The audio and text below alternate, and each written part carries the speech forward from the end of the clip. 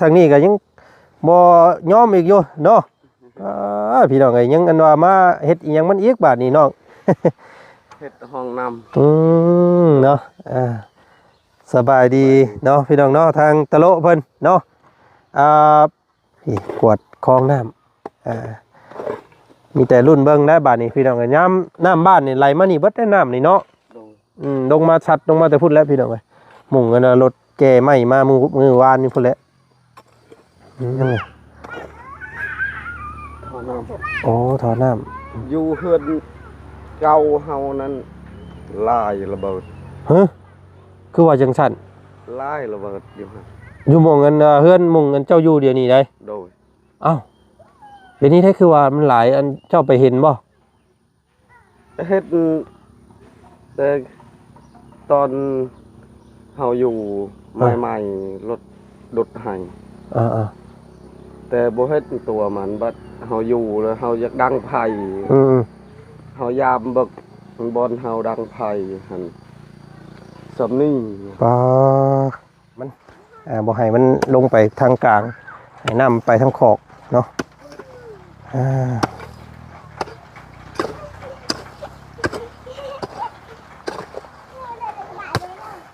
ระเบิดหลายแล้วว่ะพี่น้องไอ้ทางน้องตะโลเพิ่นว่า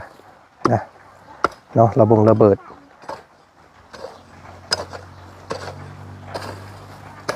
ยังใช่นะฮะ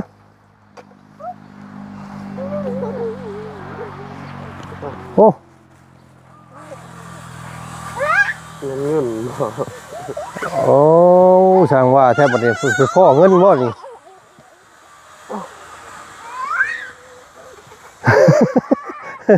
มาได้ใช่เงินยังไงเงินเจ้าฮู้บ่เงินยังเงินไทย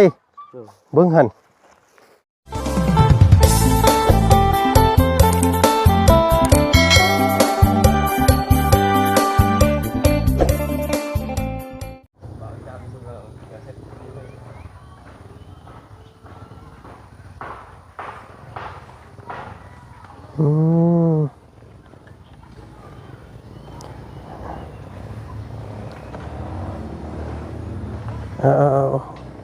โอ้ยบุกหลาเพิ่นเป็นเอียงเนาะนี่พี่น้องเอ้ยมาไผก่อนน้องอันนี้มาไผนี่มาน้องครับโอ้มันเป็นยังก่อนน่ะเราตำเซลบแต่ยังน้อยโอ้รถชนโอ้ก็เลยเสียองค่าเลยบัดนี้เอ้ยพี่ตนเพิ่นเด้เนาะพี่น้องเนาะเนาะพี่น้องทางบ่าวจันพาพี่พาน้องเข้ามาอัปเดตดินนอนตอนหญ้าเนาะบ้านเฮือนซ่านของน้องตะโลอีกคือเก่ามื้อนี้พี่น้องเอ้ยเนาะช่วงเที่ยงเนาะป๊าโตหลังจากรถรางเพิ่นได้ปรับได้แปลงเนาะก็เป็นที่เป็นดินอันหูบห่างงดงามมีราคาบาทนี่พี่น้องเอ้ยนี่จากที่ดินแบบหม้อเจาะเจาะน้อยๆพี่น้องเนาะกลายเป็นดินที่แบบว่ากว้างขวางเบิ่งแล้วก็เป็นตาอยู่บาทนี่พี่น้องเอ้ยแต่ก่อนโอ้ยเนาะเป็นคลองน้ำไหลผ่านน้ำฝนตกฝนดินมาย่อยใส่ว่าสันพี่น้องเอ้ยมื้อนี้เนาะงามอีหลีพี่น้องเอ้ยเนาะ1 ล้านกีบพี่น้องเอ้ยเนาะทางรถโชเฟอร์เพิ่นเอาเนาะแต่ว่าจะเอาให้ล้าน2พี่น้องเอ้ยเนาะหรือว่า 2,000 บาทเนาะให้เราเลย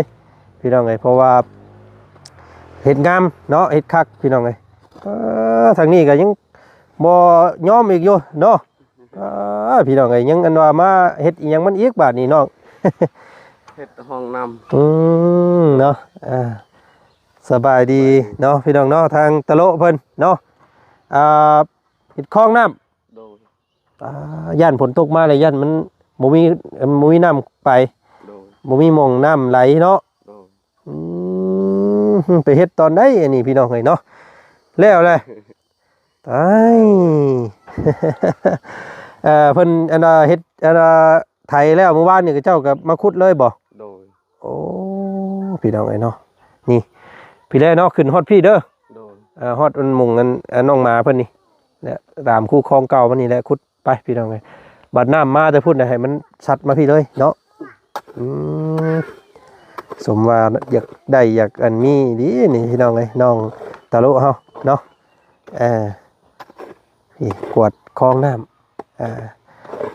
มีแต่รุ่นเบิ่งได้บาดนี้พี่น้องเอ้ยน้ำบ้านนี่ไหลมานี่เบิดได้น้ำนี่เนาะ โดย ลงมาชัดลงมาแต่พุ่นแล้วพี่น้องเอ้ยหมุ่งกันรถแก่ไหม้มามือวานนี่พุ่นแล้วต้นขี้เล็กนี่ป้าลุงเพิ่นว่าบ่ให้เอาออกก็ได้เนาะแต่ว่าให้ฮ้อนปลายมันเนาะ โดย มีเวลาจักมือก่อนเดี๋ยวจังพากันขึ้นไปบักปลายมันลงเนาะบ่ให้มันสูงป้าลุงว่าต้องให้มันมีต้นไม้ใหญ่นะมันจังมีความร่มเย็นว่าซั่นพี่น้องเอ้ยเนาะนี่เฮาไปนั่งอยู่งามหั่นน่ะก็พันให้มันตกลงมาบ่ให้มันบ่ให้มันปลายมันสูงโพดยันมันลมเวลาลมพายุลมเข้าย่านพี่น้องเนาะเอามื้อหน้ามื้อในก่อนจะได้เนาะตัวนั้นเด้อ โดย ถ่าอ้ายก่อนเด้พอได้มาเบิ่งน้ำกันเถอะพี่น้องเอ้ยเนาะ เอาเฮ็ดเนาะใกล้สิแล้วพี่น้องเอ้ยยังหน่อยนึงหุ้ยมียังไง ท่อน้ำ โอ้ท่อน้ำ อยู่เฮือนเก่าเฮานั้นลายระเบิด ฮะคือว่าจังสั่น ลายระเบิดอยู่ฮะ อยู่หม่องกันเฮือนหม่องกันเจ้าอยู่เดี๋ยวนี้ได้ โดย อ้าวเดี๋ยวนี้ได้คือว่ามันหลายอันเจ้าไปเห็นบ่ เฮ็ดแต่ตอนเฮาอยู่ใหม่ๆรถให้ แต่บ่เฮ็ดตัวมันบัดเฮาอยู่แล้วเฮาอยากดังไผเฮายามเบิกบอนเฮาดังไผหั่นสำนี้ ป้าเนาะหม่องเจ้าจู้ไผหั่น โดย โตได้เฮ็ดดีได้บ่นี่ให้เพิ่นเอามาออกบ่ คนอยู่ในบ้านนั่นเอาเขาว่าอยากได้หยัง อยากได้กระสอบมันเหมือนบ่ โดย ส สบายแล้วว่าเฮ็ดผ้า เอาไปเฮ็ดผ้าเฮ็ดมีด โดย โอ้ แล้วตัวหนึงก็เก็บกูระเบิดพวกใส่เสื้อสีขาวไปเอา อยู่ไสเจ้าเห็นอยู่ไส ก็อยู่เฮือน อยู่หั่นแหละ อันตรายได้อยู่เฮือนเจ้าเนาะ ตัวนั้นมันใหญ่ซำนี้ โอ้มันใช่มันตกลงมาเลยมันบ่แตกแต่มึงเนาะ โดย โอ้ลูกโบมแน่น่ะพี่น้องเอ้ยเนาะแต่ว่าเพิ่นเอาบ่แล้วเดี๋ยวนี้เนาะ เอาไปเลย เออ เฮือนหันจักแล้ว มันมีสมองอยู่ บ่มันนั่นมันเพิ่นมีแนวกวดอยู่คำว่านั่นมันสิดังตืดๆโดดหรอกย่านเพิ่นตรวจเบิดแล้วบัดนี้บ่มีแล้วแหละเนาะ ยังเขาบ่ได้กดอยู่ เดี๋ยวว่า อันนี้เขาเอาอยู่ตลาดได้ประมาณ6ลูก มักแตกซ้ำนี่ลาย โอ้พี่น้องไงเนาะ ก็เอา น้องเพิ่นบอกว่าเอื้อนหมุ่งน้องเพิ่นอยู่คือมื้อนี้เนี่ยมีระเบิดหลายจังพ่อน่ะมันจังเป็นคุมอยู่หั่นเนาะ โดน แต่ว่าหมุ่งกันหลังเฮือนเจ้าน่ะเป็นคุมเป็นลุมอยู่ระเบิดตกมาใส่โอ้ยพี่น้องไงเนาะแถวเซโปนเท่านี้ยังหลายเนาะตามผู้ตามพาตามนั่นนะเนาะความระมัดระวังและพี่น้องเลยเนาะนี่น้องเพิ่น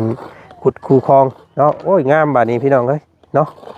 หาต้นไม้ต้นยังมาปลูกไปน้ำอีกบาดเฮาเฮ็ดเฮือนไปเลยเนาะนี่เป็นคลองน้ำงามเนาะลงมาพี่เลยบาดนี้พี่น้องเลยเนาะน้ำซัดลงมาพี่อันนี้ก็เป็นคุมห้องน้ำเก่าของน้องเพิ่นขุดแล้วว่าเพิ่นว่าสิมาแจกให้แต่ว่าบ่แจกเลยพี่น้องสิเป็นงบประมาณเพิ่นเบิดเนาะมีการยกเลิกนะตัวพี่น้องเนาะเบิ่งอีกมุมหนึงทางนี้ก็ถือว่า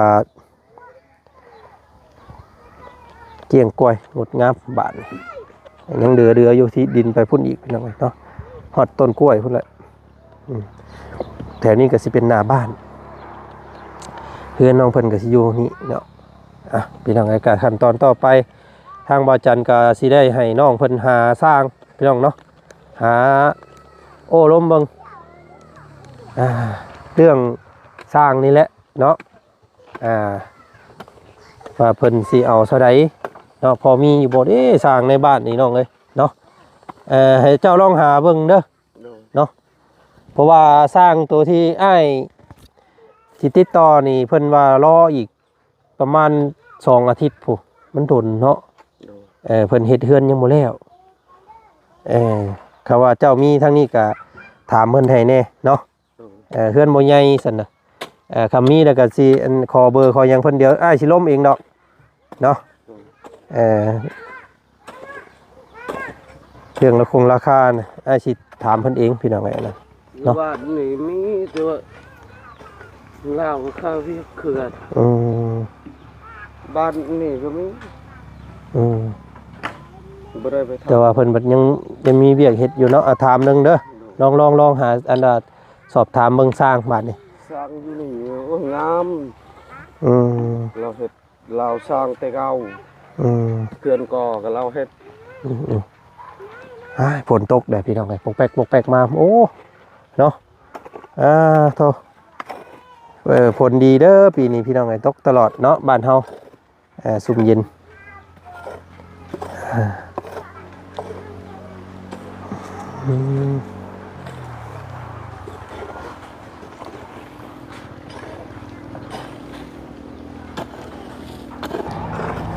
เป็นยังไงน้องเพิ่นน่ะกวดคู่ครองก่อนยับเด้อลูกเด้อยับเด้อ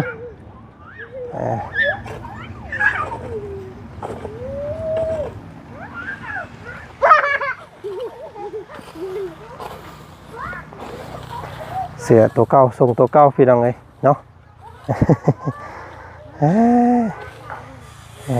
น้องเพิ่นกับบ่ค่อยนั่นเป็นไรส่งเสือว่าซั่น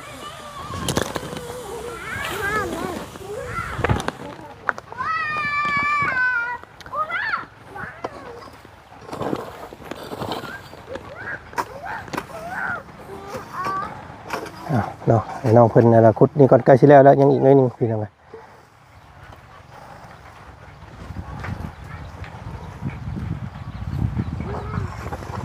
ลองสะเบิ่ง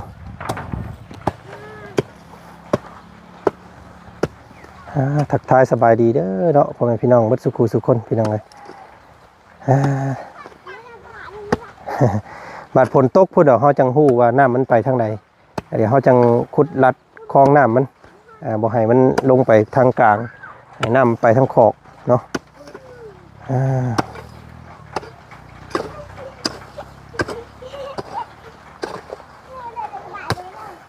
ระเบิดร้ายแล้วว่ะพี่น้องไอ้ทางน้องตะโลเพิ่นว่า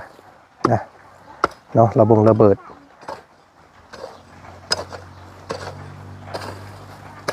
ยังใช่นะฮะ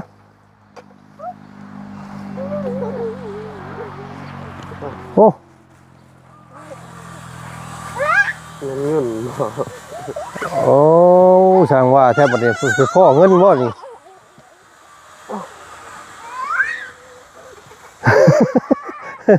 มาได้ใช่เงินยังไงเจ้าฮู้บ่เงินยังเงินไทยเบิ่งหั่นโมเมนต์เงินเจ้าของรถเพิ่นเมื่อวานนี่จักขี้เหี้ยจักได้ฮู้อยู่อันเท่าใดนี่ฮู้อยู่บ่100นึงแสดงว่าเจ้าฮู้เงินอยู่ซั่นนี่เนาะ200 บาทโอ้พี่น้องไอ้เนาะเพิ่นขุดดินอยู่ดีๆมันพ่อเงินบาทนี่200ก็ประมาณแสนกว่าพอได้นี่พี่น้องเป็นเงินกีบเฮาเนาะ1,400,000 1,300,000 4,000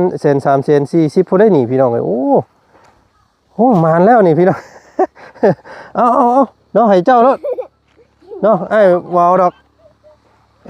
ใช้ได้ใช้เป็นอยู่บ่เคยใช้อยู่บ่เงินบาทเคยใช้บ่มันจักพันอันนี้เจ้าฮู้อยู่บ่บ่เคยจักเทื่อได้พี่น้องเอ้ยเนาะอันนี้โอ้ถ้าอ้ายเคยใช้มานี่ ประมาณ65,000ใบหนึงนี่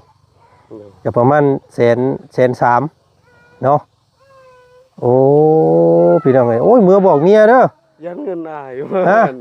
โมเมนต์เงินนะ โอ้ยโมเมนต์เงินอ้ายได้นี่เนาะโอ้ยพ่อเงินอยู่นี่พี่น้องเอ้ยโอ้ย แต่เมื่อวานนี้บ่เห็นเงิน เนาะใช่เจ้ายังบ่ได้ขุดอยู่หม่องนี้ว่ามันก็บ่เห็นแหละโอ้เพิ่นใส่ถุงยางไว้ข้างแน่อ่า โอ้ยพี่น้องเอ้ยเนาะถามเบิ่งเจ้าของรถก่อน ไปถามเจ้าของรถเพิ่นอยู่หั่นเนาะว่าเงินเราไปจักพี่น้องเอ้ยโอ้เอาเมื่อให้เมื่อให้เมียเบิ่งก่อนสิไปเนาะไปโอ้พี่น้องไงน้องอันนั่งก่อนเนาะเมื่อไปให้น้องกระบาลเบิ่งก่อนเดี๋ยวจังเฮ็ดไปเนาะได้เงินอันละแสนปลายพี่น้องไงเนาะโอ้พอได้ซื้อข้าวต้มขนมให้ลูกได้เด้เนาะไผบ่มีไผใส่อยู่แถวนี้ เนาะเขตนี้หายากได้เงินคนไทยสิมีแถวนี้เนาะเพราะว่าส่วนหลายเพิ่นบ่ได้ค่อยใช้กันเด้เงินอันนี้ 200 บาทพี่น้องเอ้ยน้องเพิ่นได้เงินเนาะทางเข้าก็อยากหกแน่ต้นมะกระทันตันทางให้พี่น้องเอ้ยเนาะ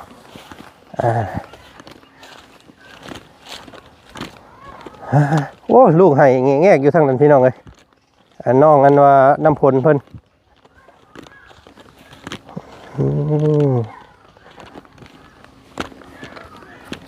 ปาตะโลเพิ่น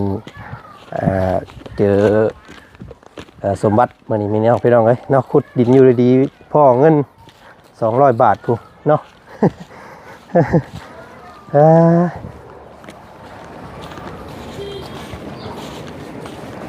แถวนี้บ่เจ้าว่าพ่อระเบิดนั่น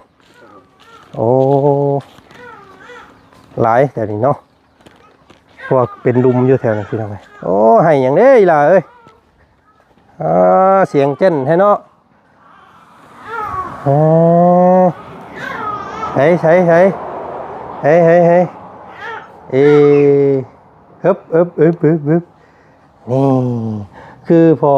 ดีพี่น้องเลยเนาะโอ้ลูกพ่อเด้อผู้นี้พี่น้องเลยเนาะให้อย่างนอน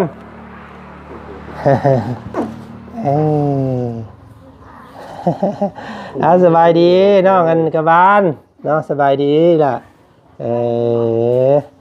อีหล่าน้อยเป็นนี่ไดเนาะเพิ่นให้บ่เพิ่นเจ็บบ่เอาแล้ว เป็นนี่ไดอันไข่บ่อันมงเพิ่นซักเพิ่นฉีดวัคซีนพี่น้องเลยเนาะ บ่ใครใส่ตัวนั้น เรามียาบ่เรามีสมุนไพรใส่ โดย พี่น้องเลยเนาะเพิ่นไปเพิ่นครัวเพิ่นนี่พี่น้องเลยเนาะเฮ้ยเอาออกมาให้เมียเบิ่งอยู่หั่นมี ได้ลงให้ต่อยประ เคยเห็นอยู่บ่เงินแบบนี้พี่น้องเลยเนาะแต่ว่าน้องเพิ่นฮู้อยู่เงินไทยเนาะบ่อนปีก็ได้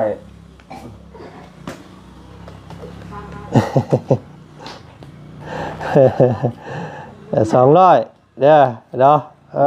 200 บาทเด้อพี่น้องเอ้ยนี่เนาะเคยใช้บ่เงินแบบสิเคยบ่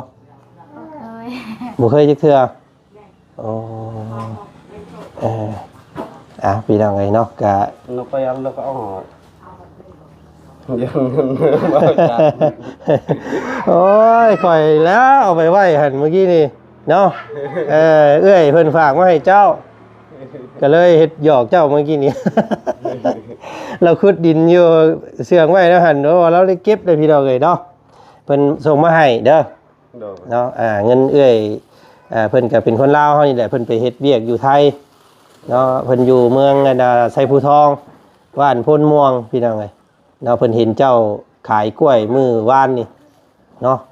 ได้น้อยอีหลีเพิ่นว่าเนาะกล้วย12เครือได้เท่าใดก็22ครับ พี่น้องเอ้ยเนาะกล้วยเป็นตายสิได้กล้วยเนาะเพราะว่ากล้วยมันเครือบ่งามแต่เพิ่นซื้อบ่แพงเนาะก็เพิ่นส่งมาให้น้ำใจเพิ่นว่าพี่น้องเอ้ยเนาะเพิ่นว่าบ่ออกซื้อก็ได้ หรือว่าสิเอิ้นชื่อเพิ่นก็ได้เพิ่นว่าพี่น้องไงเนาะเพิ่นบอกอยู่บ่เพิ่นเนาะเดี๋ยวเบิ่งเด้อเนาะเฮ็ดหยอกกับน้องตะโลเพิ่นโอ้เจ้าคิดว่าได้เก็บอีดีบ่กี่นี่ คิดว่าเงินออกมาแตดินหันดีๆบ่ คิดแล้วว่าเป็นเงินเป็นของข่อยเนาะโอ้ยหมอเลยเนาะหยอกแล้วเฮ็ดหยอกที่หยอกหน่อยนึงพี่น้องไงเนาะเป็นสีสันในคลิปว่าซั่นซะเนาะเอ้ยเพิ่นมาบ่ออกชื่อออกเสียงก็ได้เนาะเอ้ยเพิ่นเป็นคนลาวเพิ่นบ้านเพิ่นอยู่บ้านโพนม่วงเมืองไสภูทองแขวงสวรรณเขตเฮานี่แหละเนาะเพิ่นเห็นเจ้าขายกล้วยแล้วโอ้ยว่าซั่นได้กล้วยถูกเพื่อสิได้เงิน10,000เมื่อยมวยง่ายว่าซั่นเนาะมื้อนี้เพิ่นก็เลยฝากเงินมาให้ซุมเจ้าพอได้ซื้อกินเนาะประมาณ130,000เพิ่นแหละเด้ออันนี้นะเนาะเอาไว้ซื้อยาให้ลูกหรือว่าซื้อหืดยากินแล้วซุมเจ้าเวลายามบ่สบายเนาะเก็บไว้ซื้อแนวอยู่แนวกินไปเลยเป็นนัวเจ้าหั่นเด้อแต่ว่ายังบ่ทันเบิดดอกเนาะไปเลยเป็นนัวเนาะเบิดแล้วบ่เบิดแล้ว โอ้ทีละไงเนาะอาจารย์ซื้อมาให้มือก่อนถุงนึงเนาะ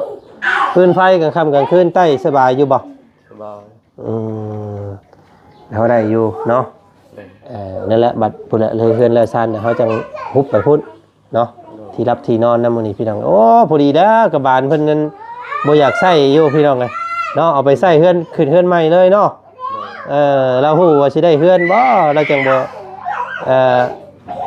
เราจังบ่ใส่นี่พี่น้องเอ้ยหมอนก็ยังบ่ได้แกะศพนึงเนาะเอาแหละพี่น้องก็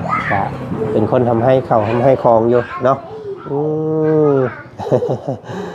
เนาะเฮ็ดหยอกน้องเพิ่นนิดนึงพี่น้องเอ้ยเนาะก็มีแต่ว่าขอบมุกขอบใจทางเอื้อยเพิ่นแน่เนาะเอื้อยโอ้เอื้อยใจดีเนาะเพิ่นเอิ้นเนาะจากฝั่งไทยหลายๆเอื้อยใจดีจากฝั่งไทยคือต้นคอยไก่เอาไว้วันเด้อพอให้เจ้าลำให้เจ้ารวยพอให้มีความสุขตลอดไปมีความเจริญชาติเนาะเอาเก็บไว้เด้อเนาะเป็นอุ่นในถุงในไทยชุมเจ้าเนาะเงินชุมเจ้ามีเท่าไรเสียเดียวนี่บ่มีเลยสักงานเลยใช่แล้วพี่น้องเนาะทั้งกระบาลก็เบิดแล้วเนาะเงินเนาะเอาลูกออกตอนนั้นเด้เนาะไปพาเพิ่นไปห้องแพทย์ห้องหมอเบิดพี่น้องเกลี้ยงตับเนาะเอาสั่นเนาะอันนี้ก่อนสิไปซื้อให้เจ้าไปแลกก่อนเด้อ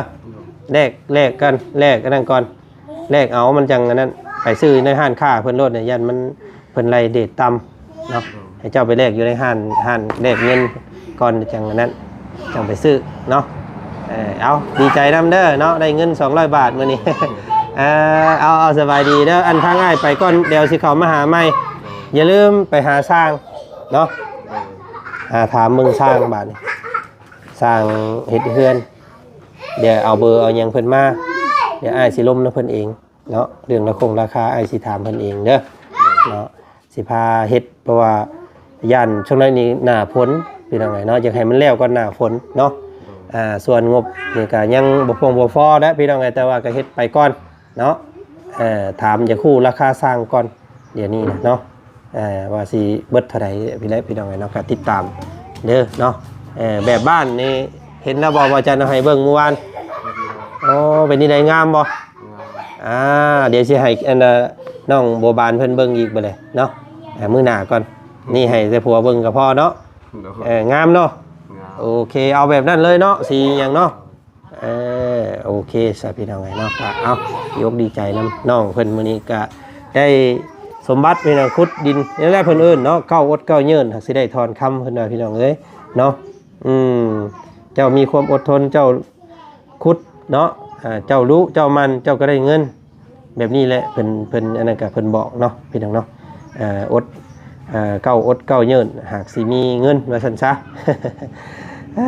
เนาะเอายึดมั่นในความดีนะน้องเด้อเนาะหักแพงครอบครัวอย่าให้อย่าตีกันได้พี่น้องเนาะให้สมกับแม่เพิ่นหักเพิ่นแพงเนาะหมอนี่อยากดื้ออยู่หมอนี่เนาะโอ้บ่ย่านคนผู้นี้พี่น้องผู้เอ้ยนั่นอยากย่านอยู่ผู้เอ้ยเนาะผู้เอ้ยคือแม่ผู้นี้นิสัยแบบว่าบ่ย่านไผผู้นี้ไปรอดพี่น้องเนาะ เอาเบิ่งแยงลูกเต้าเดี๋ยวอ้ายสิเข้ามาหาใหม่เนาะสบายดีเด้อเอาขอบใจเพิ่นเนี่ยเพิ่นส่งเงินมาให้นี่กะบานขอบใจนะเอ้ยใจดีเด้อสัตว์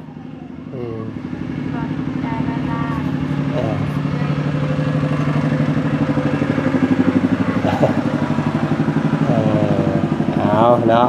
โอเคพี่น้องเก็บไว้เด้อเก็บไว้ซื้อกินพี่น้องเนาะไปทางง่ายไปทางอื่นต่อก่อนบาดนี้เนาะเอาพี่น้องน้องเพิ่นก็ต้องใจดีเรากินอีกก็ได้เนาะเฮ็ดหยอกเราหน่อยนึง เฮ็ดหยอกน้องเพิ่นหน่อยนึงคิดว่าได้เก็บเงินดีโอ้ยเราว่าพี่น้องเนาะ โอ้ยไปเสื้อผ้า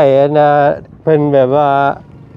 เสื่องไว้ในขี้ดินพี่น้องเราขุดไปเพราะว่าพ่อเงินเนาะห่วยข่อยก็ตกใจคือกันได้ข่อยก็ได้เนาะ เอาพี่น้องเป็นซีซั่นนึงเด้อเนาะเอื้อยเพิ่นอยากมอบให้เนาะน้ำใจเล็กๆน้อยๆเพิ่นก็เฮ็ดเวียกเฮ็ดงานคือกันว่าซั่นเนาะเป็นคนลาวเฮานี่แหละเนาะไปสู่เวียกอยู่ฝั่งไทยและเห็นน้องเพิ่นชีวิตน้องเพิ่นแบบน่าสงสารแฮงเพิ่นว่าพี่น้องเนาะเพิ่นก็ได้ฝากกันสินน้ำใจเล็กๆน้อยๆเนาะก็ขอบพระคุณเนาะขอบใจทางเอื้อยเด้อเนาะอยู่ดีมีแฮงมีความสุขความเจริญเนาะค้าขายหรือว่าเฮ็ดธุรกิจการงานใดๆก็ขอให้ประสบผลสำเร็จเนาะในหน้าที่การงานเนาะคลิปนี้ทางหมอจันขอตัวก่อนเนาะสบายดีเบิดสุขสุขคนไปแล้วพี่น้องเลยเนาะ